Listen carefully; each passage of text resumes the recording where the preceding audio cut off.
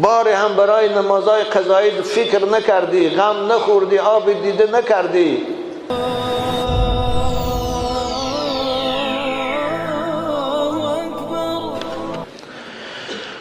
بابایشان شخص خدا به خبر بود، نماز نمیخواند، بعداً گاه نماز میخواند و گاه نمیخواند. او باید که قضاهایش را به جا بیارد، حساب خود را گم کرده است، باید چیکار کند؟ مصلحت دهید، التماس.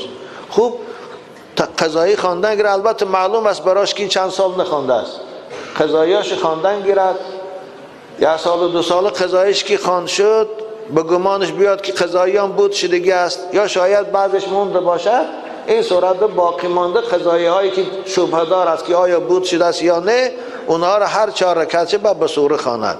نمازهای 4 رکعتی فرضه هر 4 به سوره خواند.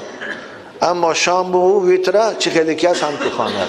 دیگه قضایی هر قدر که خواند به گمان، البته قضایی این حسابش گم شدن ندارد. شما 10 سال نماز نخوانده یا 15 سال نماز خودش معلوم استین، چین قوت تان خواند، چند قدرش که موند و فرصت تان نرسید، کسل شدید یا که وفات کردید، خداوند او را غفور و رحیم می بخشد.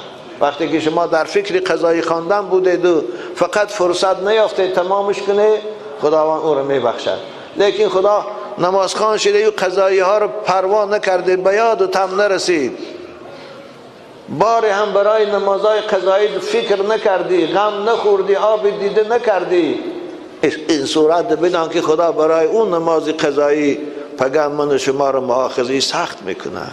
از این سبب بچهای عزیز از چند سالگیتان لااقل از 15 سالگی بالاتان حساب کنه، قضاییش اگر مونده باشد خواندن گیرتان فایده میکنه، ضرر نمیکنه. زیرا که رسول اکرم گفتند روشنایی چشم من نماز است. اگر قضایی هم نشده باشد، قضاییاتان تمام شده که باشه، او حساب نفل میگذارد، نفل برای شما فایده